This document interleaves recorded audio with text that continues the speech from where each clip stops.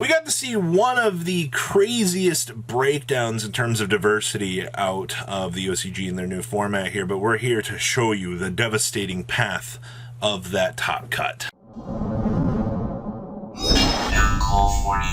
34% of you guys that do not smash that like grab that subscribe button. Please, we're really escalating here. We're within 50, 60 of hitting 110,000. So thank you, everybody. I love you. You guys are doing the best out there for me.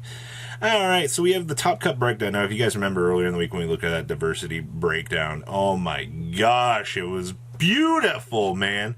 I loved every moment of that, but alas, you have to look at the elephants in the room here. We have to acknowledge some things as per usual here. Now, the first thing we got to talk about here is the evil Runic Menace. We've already talked about how this deck is plaguing Master Duel at the moment. A lot of players are upsetty spaghetti about it. I get it. All right, now when you kind of pull back the curtain here for the early stages of this format, I don't really blame people for looking at Runic right now and going, you know, like Mill Out Simulator, a lot of people don't have. The deck is very hard to build against at certain points. I mean, you have to rely on Spell and Trap Destruction. Does this remind anybody of Mystic Mine recently, where people just ignorantly refuse to play Spell and Trap Hate? Yeah, it couldn't be me. Mystic Mine, that card doesn't exist anymore. It wouldn't have influenced the way that people would deck build. Did it? Yeah, it did. A lot of sarcasm there to be detected. So, to see that Runic was by far the highest represented deck, I'm not surprised. They have Card Demise at 3. They love Card Demise in this deck, man.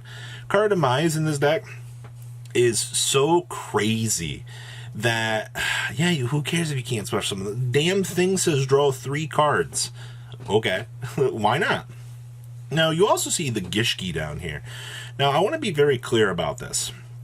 The new Gishki support is really, really good. They basically got a huge negate on monster form for Ritual. They have more level 2 support, so their synergy with Sprite is really good, by the way. I know a lot of people will kind of look at this and go, really? It's just a discount Sprite deck? Yeah, it kind of is. Like, I'm sorry to tell you that, but the deck kind of is just effective discount Sprite at the end of the day. So I think that's something that you do want to be aware of here, kind of as like this progresses, is we will be getting Gishki here in the near future. Is it going to be anywhere near the power that it is in the OCG? The answer is no. I think you'll see it more as like a sub-engine that you can play in Sprite, but I feel like the current iteration of Sprite, at least here, is so much further ahead of its time, you know, dropping all the nimble anglers and stuff like that off of Spren to generate your advantage tree. It feels better to do it other ways, so do bear that in mind. All right, now your one-ups here. We had Lyrilisk. All right, Lyrilisk is kind of the old reliable in the OCG.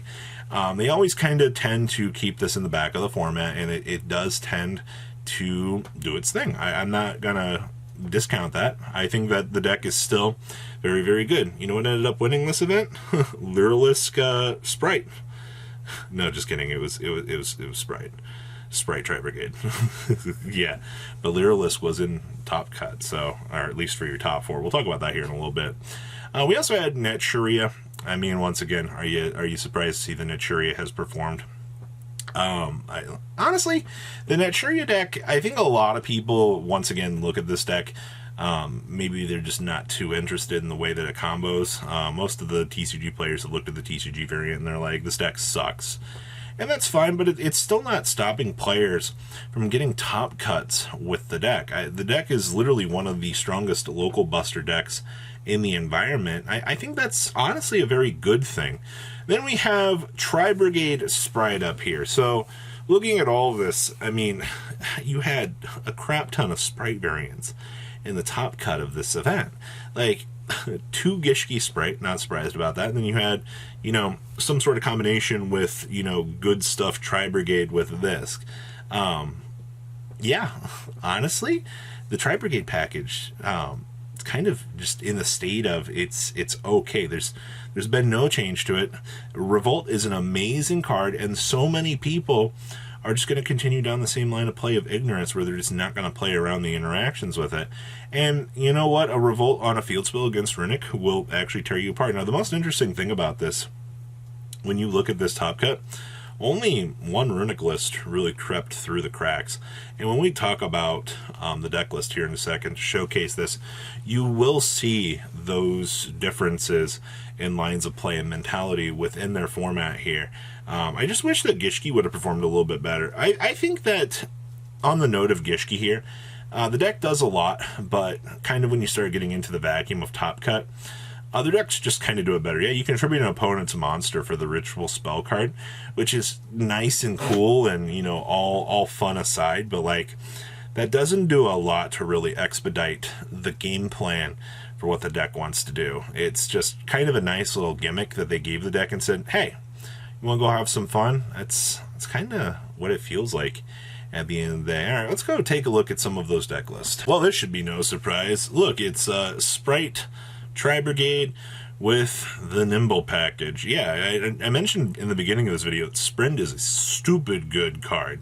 Alright, now Gigantic Sprite, you're also getting to play the Link 1 here.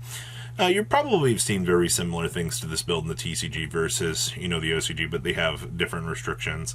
Like, their Sprite starters at 1, their Jet is at 1. Their build is definitely a lot more watered down than what we really have to compare with here, which I think is, it really says something.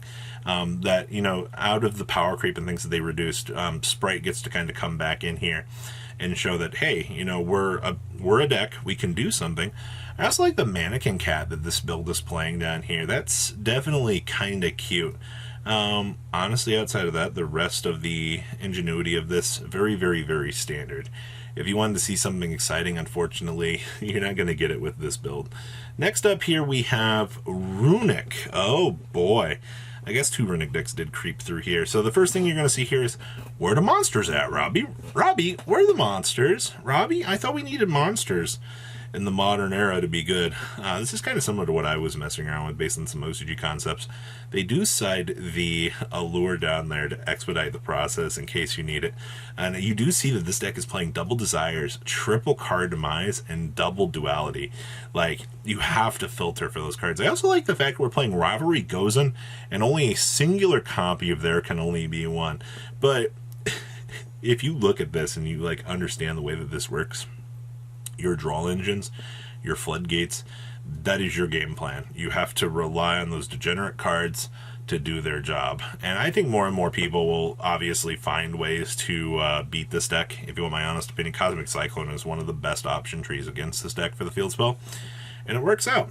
Next up here is Lyrilusc Tri-Brigade. Good old reliable. You know what the OCG has that we don't have? They have the Simorgh Link monster. And it is such an unpleasurable experience to deal with that stupid thing. But, you know, they no longer have barrier statue, so they don't have to deal with that, which actually makes this deck a little bit better. Yeah, they can bring out Apex Avian, sure, but, like, a one big negate isn't any... It's not going to, like, break the bank at the end of the day. I think it's, like, one interesting thing to kind of note about this is, like, as bad as, you know, it might feel, it still does its job. Yeah, if you look at this in the current state of like the TCG version versus this, they are very similar, minus, you know, Maxi, minus Simorgh, but both versions can do about the same thing at the end of the day. So maybe this will put a smile on your face, knowing that Lyrilusc Brigade is still flapping its wings out here and getting the chance to kind of compete. So good stuff with that.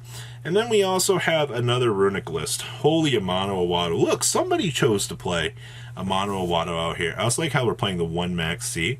So technically a spell card plus a Max C technically can get you into the Ninja Mosquito. So you could start doing hallucination counters. I also see that they are playing the Runic Allure down there.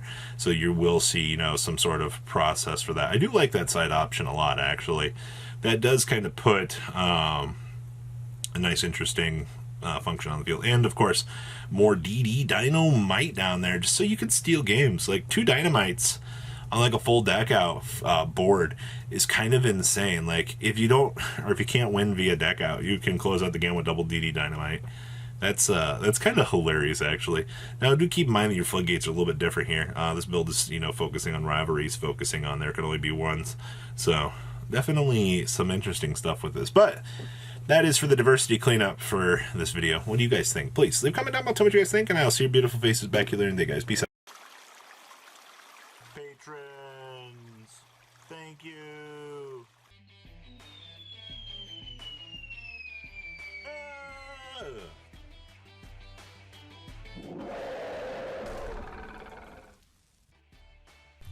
Thank you so much for watching. Check out these other videos.